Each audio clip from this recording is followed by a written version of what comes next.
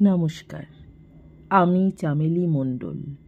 চামেলি মণ্ডল চ্যানেলে সবাইকে স্বাগত জানাই। আজকে আমি আশাপূর্ণা দেবীর লেখা অঙ্গার এই গল্পটি পাঠ করে শোনাবো আপনাদের। আশা করছি গল্পটি আপনাদের ভালো লাগবে। শুরু করছি আজকের গল্প অঙ্গার। সীতাহাট। তারের বেড়ার গায়ে রংচটা কাঠের বোর্ড সাঁটা। অনেক দিনের রোদ, বৃষ্টি, ঝড় আর কর্তৃপক্ষের অবহেলার সাক্ষ্য দিচ্ছে ঝাপসা হয়ে আসা অক্ষরগুলো। দীর্ঘ ইকারের মাথাটা এমন পরিষ্কার মুছে গেছে যে চলন্ত ট্রেনের আরোহীরা সাতাহাট বলে ভুল করে অর্থবোধে অক্ষম হয়ে পড়ে। মেল ট্রেনের এখানে থামার কথা নয়। দৃকপাতও করে না। নাক তুলে বীর বিক্রমে এগিয়ে যায় রংচটা কাঠের বোর্ডের মিনতি দৃষ্টি উপেক্ষা করে। অনাথের নাথ প্যাসেঞ্জারখানা মিনিটখানেকের জন্যে একবার দাঁড়িয়ে যায়। এখানে যারা ওঠানামা করে প্রায়ই গ্রাম্য চাষি ক্লাসের লোক। দু চারখানা গ্রামের মধ্যেই তাদের গতিবিধি সীমাবদ্ধ। ভদ্রলোকের দেখা কদাচ মেলে। সুকান্তের মতো চকচকে স্যুট পরা, ঝকঝকে সুটকেস হাতে এমন ভব্যিযুক্ত আরোহী দৈবাতের ঘটনা। হালকা বেডিং আর সুটকেসটা নিয়ে নিজেই এগিয়ে চলল সুকান্ত। শুধু কুলি খোঁজা বিড়ম্বনা বলেই নয়, দেশের মাটিতে নেমে কোথায় যেন বেজেছে একটু বৈরাগ্যের সুর। সীতাহাটের মাটিতে ঝোপঝাড় খানাখন্দ ডিঙিয়ে শ্যাওলা ধরা মজা পুকুরের পাড় ধরে খালি গায়ে আর খালি পায়ে যে ছেলেটা ঘুরে বেড়াতো, যার নাম ছিল কানু, তাকে যেন ওর মনে পড়ে গেছে। রামচন্দ্র নাকি 14 বছর নির্বাসনে ছিলেন, কিন্তু সুকান্তই বা কমটা কি? 1339 সালে ও সীতাহাট স্টেশনে এসে ট্রেনে চেপেছিল, যখন সাতাহাট বলে ভুল করতে হতো না লোককে। সেই ট্রেন থেকে নামল এই 1353-এ। মনে মনে একবার হিসেব করে নিয়ে হেসে উঠল সুকান্ত। 14 বছর বটে, তবে রামচন্দ্রের মতো অমন গৌরবময় নির্বাসন নয়।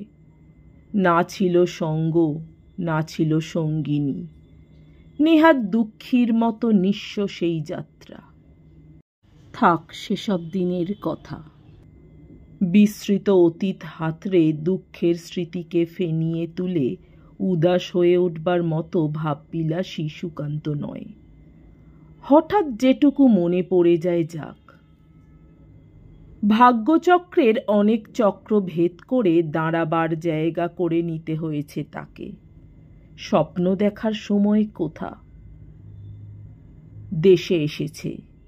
উপেক্ষাকারীদের নাকের সামনে হঠাৎ বড় মানুষই দেখাতে নয়, নিতান্তই কর্তব্যের খাতিরে। লাভ লোকসান খতিয়ে মেজে ঘষে হিসেব করে মোট কিছু নিয়ে এসেছে পরিত্যক্ত পিতৃভিটার সংস্কার করতে। ইচ্ছে করলে 5 জনের চোখ ধাঁধিয়ে দেবার মতো অট্টালিকা ফাঁদাও হয়তো অসম্ভব ছিল না সুকান্তর পক্ষে, কিন্তু সেরকম বাজে শখ তার নেই। নেহাত যেটুকু না করলে নয় তাই করা। একাধারে সর্বগুণসম্পন্ন যে ভৃত্যটিকে সঙ্গে আনবার কথা, আসবার আগেই সে হতভাগা পড়ল জ্বরে। একলাই তাই চলে এসেছে। 2-4 দিন অবশ্যই ভাত জুটবেই কোথাও না কোথাও। মনে ভাবলে পাপ নেই, দিয়ে কৃতার্থই হয়ে যাবে হয়তো। চকচকে স্যুট পরে আর সুটকেস ভর্তি নোটের গোছা সঙ্গে করে এনেছে যখন। একটা মিস্ত্রি ডেকে কন্ট্রাক্ট গোছের করিয়ে নিয়ে কাজটা লাগিয়ে দেবার জন্যে যে কদিন লাগে তারপর তো শুভদি এসে দেখাশোনা করতে পারবে। সর্বত্র যে সুকান্তর ডান হাত। নিজের বাড়ি ঢোকার আগেই মেজ জ্যাঠার সদর, শরিকের বাড়ি। এক চৌহদ্দির মধ্যে ঘেঁষাঘেঁষি করে বাস করছে জ্যাঠতুতো আর খুড়তুতোর দল। কাকা, জ্যাঠা, পিসি, ঠাকুমার সংখ্যা কম নয়। অবশ্য এই 14 বছর ধরে যদি সকলে একযোগে বেঁচে থাকে, কে জানে কাকে দেখতে পাবে আর কাকে পাবে না। এতদিন ধরে ওর ঠিকানাটা এত অনিশ্চিত আর পরিবর্তন ছিল যে অবস্থার এতটা পরিবর্তন সত্ত্বেও জ্ঞাতি গোষ্ঠীর দল থেকে ছিটকে গিয়ে কেউ না পেতেছে হাত, না দিতে পেরেছে কোনো মৃত্যু সংবাদ, যার জন্যে বুকটা খালি হয়ে না যাক, পা দুটোকে খালি করতে হবে। বৃক্ষচ্যুত শাখার মতো ওকে সবাই ভুলেই ছিল। কে যে তাকে তুলে নিয়ে করেছে কলমের চারা, যোগান দিয়েছে প্রাণ রসের, কে হিসেব রেখেছে? এতদিন পরে সুকান্ত নিজেই তার হিসেব দিতে এলো নাকি? মেজ জ্যাঠার দরজার কাছে একবার থমকে দাঁড়ালো। ঢুকবে নাকি? না সরাসরি নিজের বাড়িতেই উঠবে আগে। কিন্তু উঠবেই বা কেমন করে? আগাছার জঙ্গলে ভরে গেছে সদর বৈঠক। দরজায় লাগানো তালা চাবিতে মোর্চের জং ধরে গেছে কিনা দেখতে হলেও আগে মজুর চাই। আগাছার বার এমনিই বটে। মেজ জ্যাঠার বাড়ি ঢুকে পড়া ছাড়া উপায় কি? শুধুই কি নিরুপায়? ভিতর থেকে বিশেষ একটা তাগিদ পাচ্ছে না?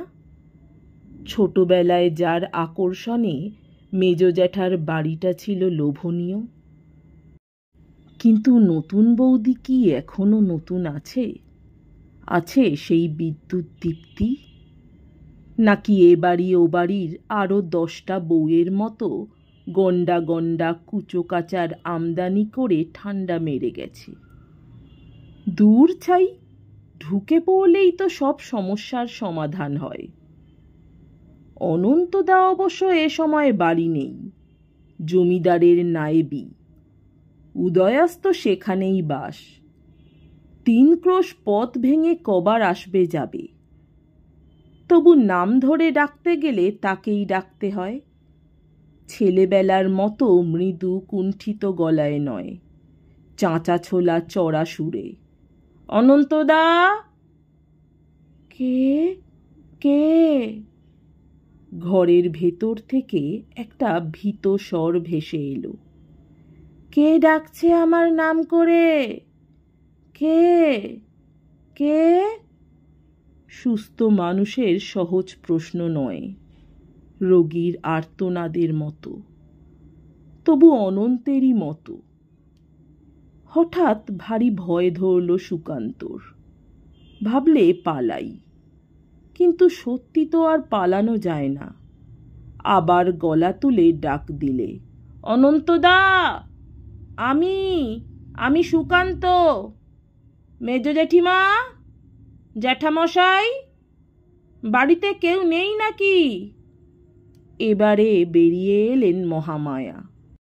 দৃষ্টি যতটা দুর্বল, চাহনির ভঙ্গিতে তার চাইতে ঢের বেশি দুর্বলতা ফুটিয়ে তুলে থতমতভাবে বললেন, কে বাবা তুমি? চিনতে তো পাচ্ছি না। আমায় চিনতে পাচ্ছেন না জেঠিমা? আমি কানু। কানু? আমাদের কানু? সেজ ঠাকুরপোর ছেলে? সুটকেসটা আর বেডিংটা উঠোনের মাঝখানে নামিয়ে রেখে ততক্ষণে সুকান্ত উঠে এসেছে দালানে। আলগোছে একটা প্রণামের মতো করে হেসে উঠল। আপনি যে দেখছি বেজায় বুড়ো হয়ে গেছেন জেঠিমা। তারপর সব ভালো তো? ভালো? হা ভগবান, ভালো যে কি জিনিস সে কথা ভুলে গেছি বাবা। যাবার তো পথ নেই, তাই দেখছি বসে বসে। হঠাৎ ডুকরে কেঁদে উঠলেন মহামায়া। সুকান্ত অবশ্য খানিকটা প্রস্তুত হয়েই এসেছিল, আলাপের সঙ্গে সঙ্গে কিছু না কিছু বিলাপ হজম করবার জন্যে। তবু বাড়ি ঢুকতেই এমন প্রচণ্ড বিলাপের মুখোমুখি হয়ে দমে গেল বেচারা। অথচ তাকিয়ে দেখছে, বিলাপের সবচেয়ে যা বড় কারণ মেয়েদের জীবনে, এখনো পর্যন্ত তার হাত এড়িয়ে এসেছেন মহামায়া। দুগাছা মোটা শাঁখের শাঁখা, একটা বিবর্ণপার শাড়ি ও চওড়া টাকের উপর অনুজ্জ্বল সিন্দুর রেখাটুকু মাত্র সম্বল হলেও সৌভাগ্যের প্রমাণপত্র তো বটেই। তবে ছেলেদের কেউ, বসন্ত, হেমন্ত, অনন্ত। কিন্তু অনন্তর গলা তো এইমাত্র শুনেছে সুকান্ত। সোজাসুজি প্রশ্ন করা কঠিন, অতএব হেঁট হয়ে জুতোর ফিতেটা খুলতে কিছু সময় নষ্ট করা চলে। মহামায়াও অবশ্য কান্নাকাটি সম্বরণ করে নিয়েছেন ততক্ষণে। তুমি ভালো আছো তো বাবা? যদিও সুকান্তর পোশাকের পরিপাট্যে আর দীর্ঘায়ত বলিষ্ঠ দেহের লাবণ্যে সন্দেহের অবকাশ নেই, তবু কুশল প্রশ্নের প্রথা হিসেবেই এই প্রশ্ন মহামায়ার। ভালোই আছি জেঠিমা, কিন্তু কাউকে দেখছি না কেন বলুন তো? কাকেই বা দেখবে বাবা, যে যার পথ দেখেছে। হেমন্ত বসন্ত দুজনেই দেশ ছাড়া, অখদ্দে অবদ্দে নড়ে ভোলা কটা পড়ে আছি এখানে। আছে নতুন বৌমা আছে, সে আর কোন চুলোয় যাবে? তার ছেলে মেয়েগুলো কোথায় মাঠে ঘাটে ঘুরে বেড়াচ্ছে কে জানে। কথা তো শোনে না কেউ, হার বজ্জাত ছেলে মেয়ে সব। হঠাৎ কণ্ঠস্বর খাটো করে বলেন, হবে না কেন? যেমন মা তেমনি ছাঁ হবে তো। ভারী অস্বস্তি বোধ করতে থাকে সুকান্ত। কি বিশ্রী!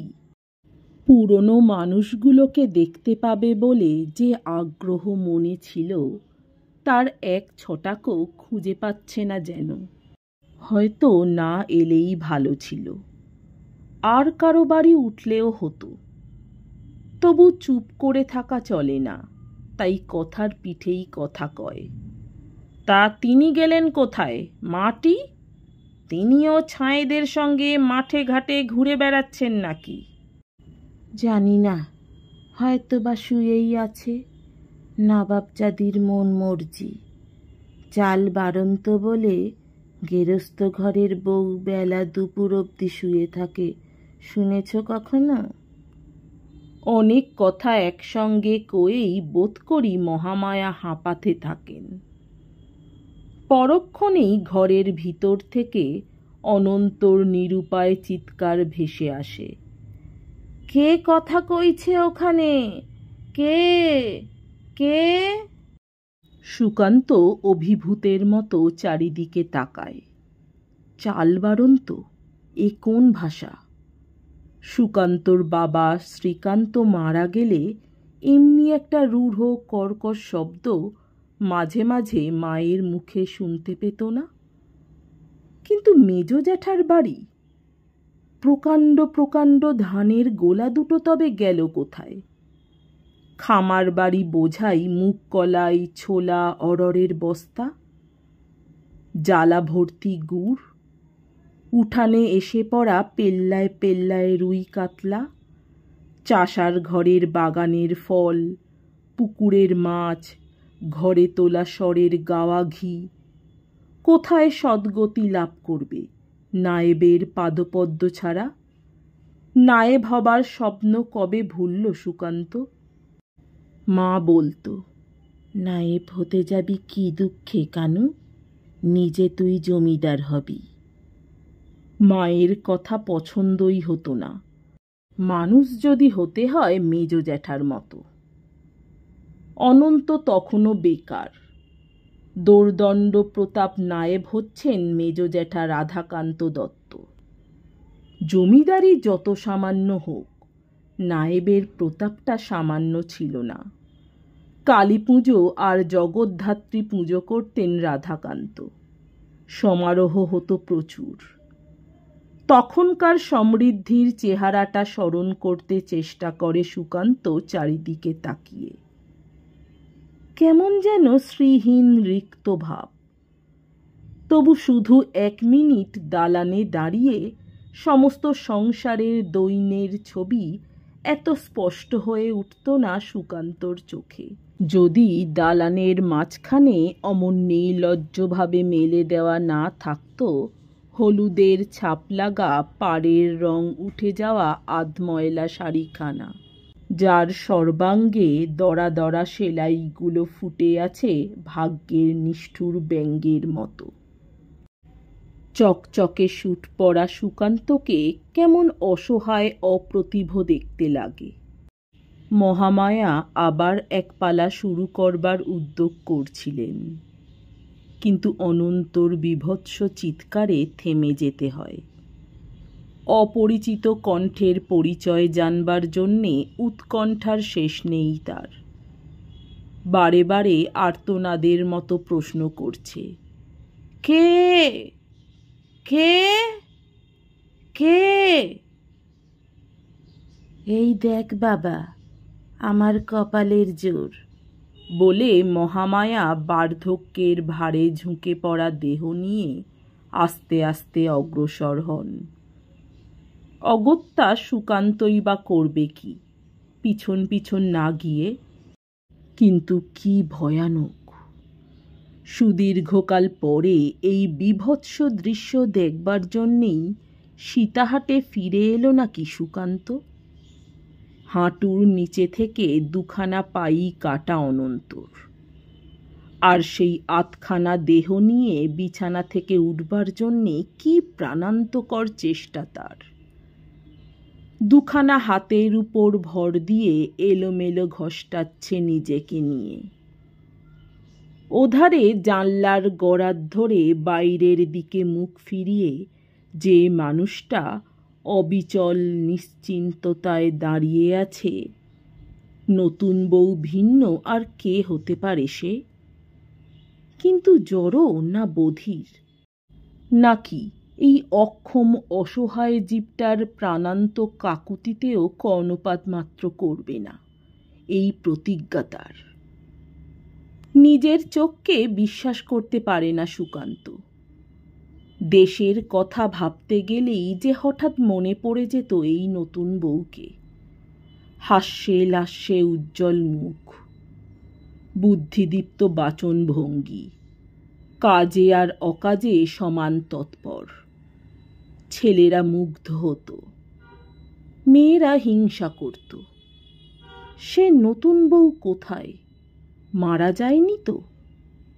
অনন্তর মূর্খামির উদাহরণ দ্বিতীয় পক্ষ নয় তো এটি? অনন্তর দুর্বার প্রশ্নের উত্তর দেবার আগেই মহামায়া হতাশ ক্ষোভের সুরে বলে ওঠেন, নতুন বৌমা এখানে দাঁড়িয়ে রয়েছ, আর বাছা আমার একটা কথার পিত্তে সে প্রাণটা বার করে ফেলছে। এতক্ষণে বোধ করি নতুন বৌমার টনক নড়ে। মুখ ফিরিয়ে সুকান্তর দিকে দৃকপাত না করে মহামায়ার উদ্দেশ্যে মুচকে হেসে বলে, তবুও তো পোড়া প্রাণ আর বেরোতে চায় না। এই বড় আশ্চর্য মা। স্তম্ভিত সুকান্তর মুখে কথা ফোটে না। ও যে একটা পদস্থ লোক, একটা কোম্পানির 1000 লোক ওর কথায় ওঠে বসে। শুধু কথার বাঁধুনেতেই যে ও সাহেব চড়িয়ে খায়, এসব কথা বিস্মৃত হয়ে অবাক বিস্ময়ে তাকিয়ে থাকে নতুন বউয়ের মুখের পানে।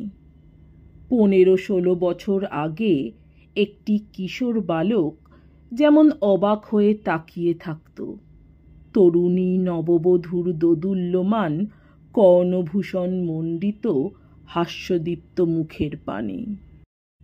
মহামায়া অবশ্য সুকান্তর মতো হতবাক হয়ে যান না। অভ্যস্ত কানে কথাটা হয়তো বিষ বর্ষণ করে, কিন্তু রসনাকে পাথর করে দেয় না। বয়সের আঘাতে জর্জরিত কুৎসিত মুখ ঘৃণায় আরো কুৎসিত করে বলেন, মরণ যে তোমার কেন হয় না মা, এও এক মস্ত আশ্চর্য। কানু দেখলি তো বাবা, ও পাপিষ্ঠির নরকেও ঠাঁই হবে তুই ভাবিস? কিসের তেজে এত মটমট করেন তাই ভাবি। রূপ তো ওই, গুণেরও সীমে নেই। যেদিন থেকে ঢুকেছে সেদিন থেকেই যেন সব উড়ে পুড়ে যাচ্ছে। মা লক্ষ্মী কোন পথ দিয়ে উধাও হয়ে গেলেন দেখতে দিলে না, নইলে এ সংসারের আজ এই দুর্দশা। উনি আজ 5 বছর পক্ষাঘাতে পঙ্গু। টাটকা ছেলেটার এই অবস্থা। গোয়াল ভর্তি গরুগুলো শুদ্ধ পটপট করে মরে গেল। এ সংসারের সুখ ঐশ্বর্যি তোরা তো দেখেছিস বল বাবা, আর এখন এই দেখ, লোহার অলক্ষী ঘরে এনে। অনন্ত এদের দেখেই নিশ্চল হয়ে শুয়ে পড়েছিল। মার কথার মাঝখানে বাধা দিয়ে বিরক্ত স্বরে বললে, সব সময় ঘ্যান ঘ্যান করো না বাপু, ভালো লাগে না। গিয়েছে বেশ হয়েছে, পাপের ধন প্রাচিত্যে গেছে। কানু এতদিন পরে এলো, কোথায় একটু বসতে বলবে, ওর খবর নেবে তা নয়, নিজের কথাই সাতকাহন। কানু, ভালো আছিস তো ভাই? এতদিন পরে দেশকে মনে পড়ল। কিন্তু না পড়লেই যেন ভালো ছিল অনন্তদা। কি আমার জন্য বলছিস? সবে অদৃষ্ট, নইলে রেলে চললাম না, অ্যাক্সিডেন্ট হলো না, লাইনটুকু পার হতে গিয়ে 2খানা পা বিসর্জন দিয়ে এলাম। মতিচ্ছন্ন, দেখছি ইঞ্জিনটা আসছে ছুটে, ভাবলাম ছুটতে পার হয়ে যাব। ব্যাস, তোমার এই বানানো কথাগুলো 1000বার শুনতে শুনতে এমন অভ্যাস হয়ে গেছে, মাঝে মাঝে হঠাৎ সত্যি বলেই মনে হয়।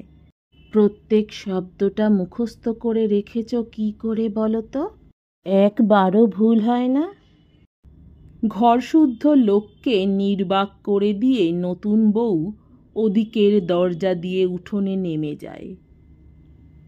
বাক্সফুর্তির অবস্থা ফিরলে অনেক আলাপ আলোচনা, ঈর্ষা বিস্ময়, সদয় দরদের বিনিময় শেষ করে সুকান্ত ওর নিজের বাড়ির চাবিটার খোঁজ করলে।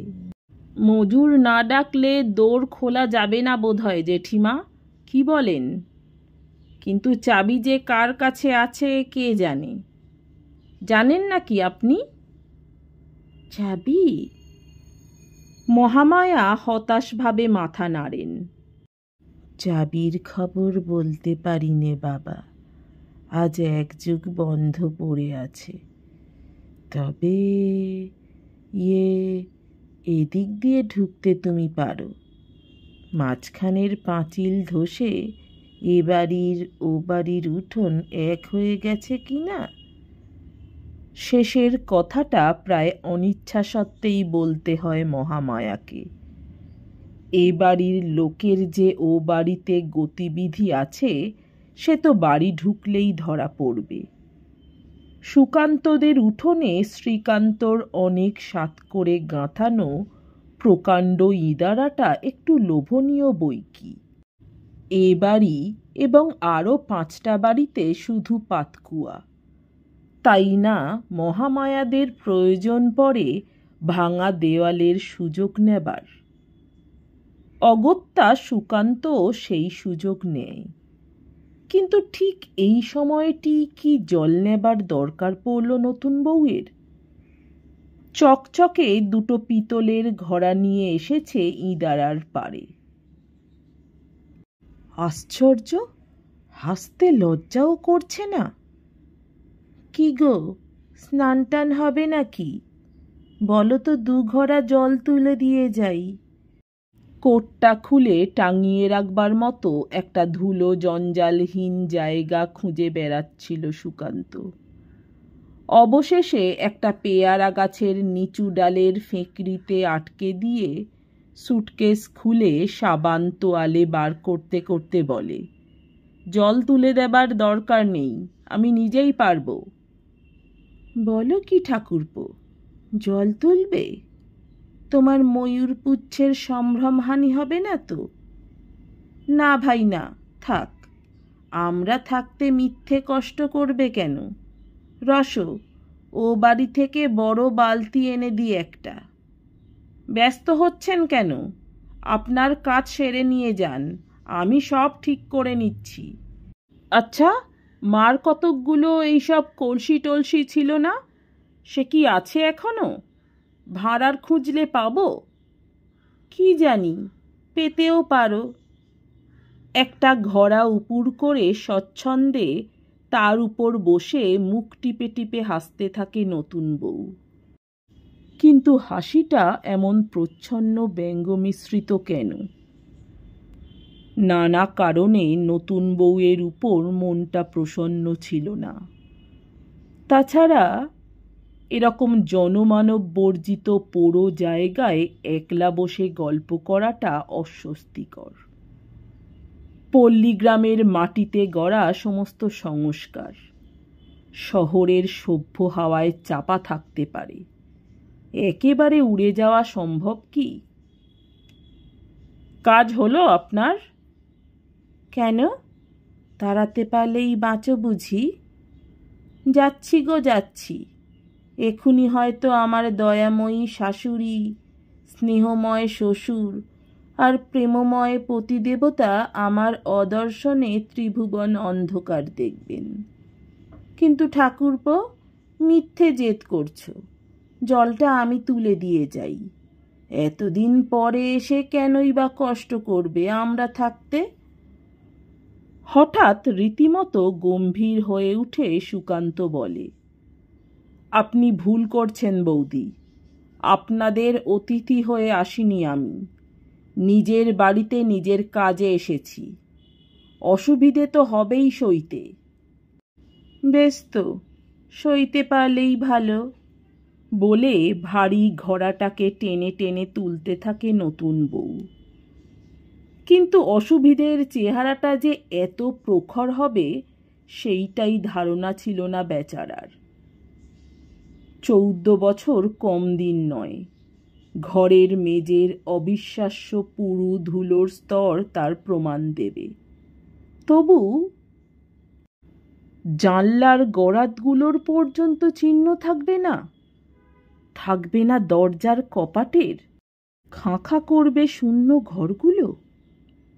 শ্রীকান্তর মৃত্যুর পর সুকান্ত আর তার মার ভাঁড়ারে চাল বাড়ন্ত হতো সত্যি, কিন্তু সংসারের সমস্ত জিনিসগুলো খেতে না পেয়েও তার মা প্রাণপণে যেগুলো আগলে রেখেছিল, কোথায় সেই পিতল কাঁসা লোহা লক্কর আসবাবপত্র?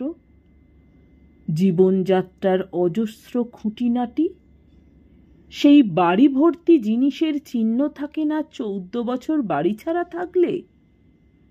আড়ায় তুলে রাখা বিছানাগুলো শুদ্ধ চোরে চুরি করে? শুধু অবিকল পড়ে থাকে একটা মাটির কুঁজো, ধুলো আর মাকড়সার জালে তার সর্বাঙ্গ ঢাকা পড়ে গেছে, যার থেকে মারা যাবার আগে পর্যন্ত জল খেয়েছে সুকান্তর মা। গভীর রাত্রে যখন সমস্ত পাড়া নিশুতি হয়ে গিয়েছিল, গেলাস গেলাস জল খাচ্ছিল সুকান্ত নিজে, আর ফোঁটা ফোঁটা করে দিচ্ছিল মার মুখে। অদ্ভুত, এই কুঁজোটা তাহলে কেউ নেয়নি? সুকান্তর মার শেষ চিহ্ন হিসেবে রেখে গেছে বুঝি? কপাটহীন গড়াদে হাহা করা খোলা ঘরের মেজে বসে নিনির্মেষ দৃষ্টিতে কুঁজোটার দিকেই তাকিয়ে থাকে সুকান্ত।